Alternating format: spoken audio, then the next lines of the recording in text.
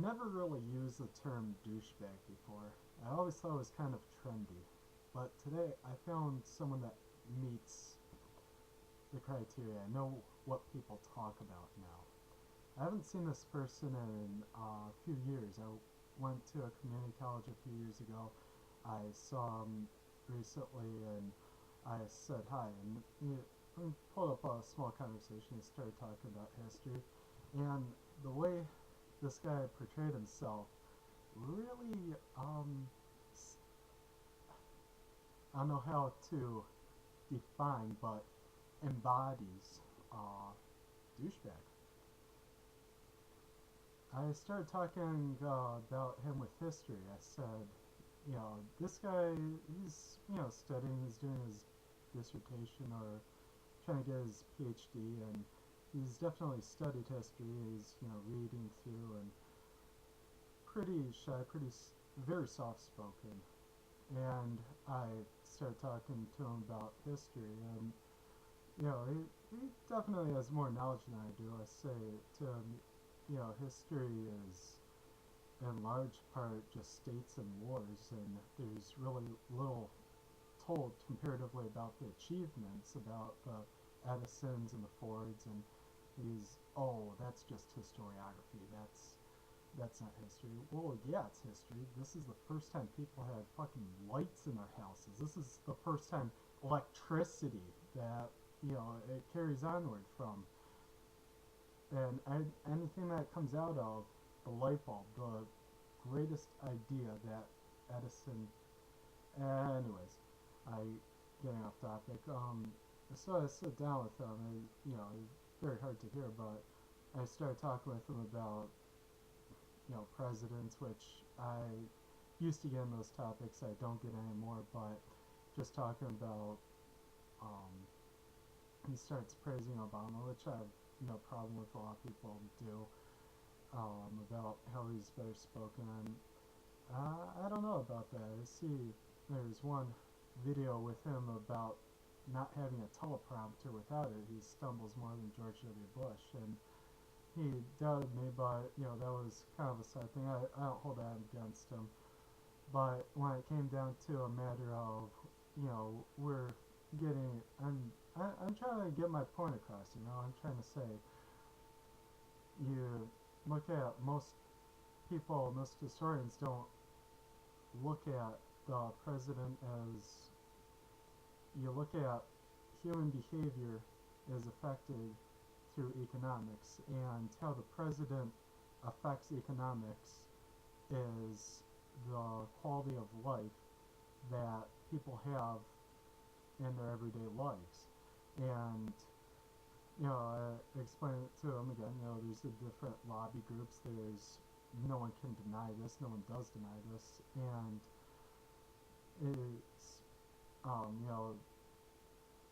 I go a step further. I go a step to say, what is a right? And this is the straw that breaks the camel's back. This is he's I don't have time to discuss this. And before that I said, well, no one has the right to health care. You have a right to go and seek it in a way that you choose with your money, and pursue buying healthcare by yourself. No one has a right to someone else's money to give them healthcare. And is, oh well, I say, people have this idea of positive rights is an new invention that came out a while ago, but originally the founders believed that life, liberty, and property, if you're going to quote Locke, or happiness, if you're going to quote Jefferson, is what the idea of rights are. Is, you just, that's just bad logic. That's conservative trash. And he didn't say that. He didn't say conservative trash. It's a little more subtle, but by that logic, you must then agree that blacks shouldn't have the right to vote and women should be held as slaves. I said no. And the idea of rights wasn't applied to everyone. So first off, this massive, you know, either you support the positive law and social theory of, the government helps us out and gives us health care and all this other nonsense, or you want everyone to be oppressed and, you know, only white male landowners to have rights. And I say, that's not true. So first off, it's this giant, I mean, he's not the only one to have this, but to say that this is someone that studied in history and, quite educated to have this kind of a contradiction, that says a little more. If they're, high school graduate or even just basic college, that say, yeah, I can cut some slack on that kind of, whopper of a fallacy. But then he goes a bit further when I say, alright, well, I mean, I describe what a right is. Can you define right? And, I don't have time to go into it. And, well, why not? Well, you certainly wouldn't understand the ramifications and he goes on to say, I'm stupid without actually saying I'm stupid, being subtle about it. And I'm sorry if I'm offending you. Not that I think you're stupid, which I think he's lying out his ass. He does think that, and he's trying to be manipulative enough to not say it yet imply it and try to think that I'm dumber, and in actually believing him that he says that I should believe him when he thinks I'm not. Anyways, so I say to him, all right, you're willing to go into, detail about what the president did and who the president was in charge and what they had, and I have to go back and read a second treatise. Wait a minute, this second treatise of whatever is if the logic doesn't match up, the logic doesn't match up, and no piece of paper is going to do that. I said to him, and he dismisses me. Well, he can't even define what a right is.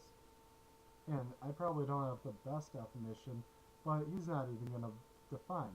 If you're not going to define, please shut the hell up. Because he's, going around condescending me, telling me about all the, wonders of Obama and how the founders and how Lincoln and all these people are great at what they did, but you can't even define what a right is. And just this mocking, condescending bullshit that,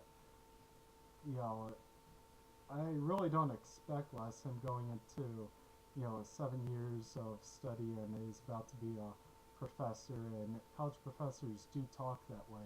And I don't care if you disagree with me. I said to him, I disagree with you, and it all comes to a standstill. I have to agree with you. I have to, and, oh no, and it's this crap. He's a douchebag. I've encountered them before, and this is the point where I get annoyed, somewhat infuriated for the moment. It's not like he killed my dog or anything, so it's just a guy. I have to talk to him anymore, but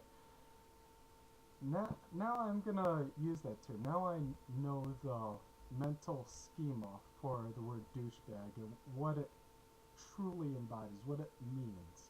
So I'm happy I learned that today.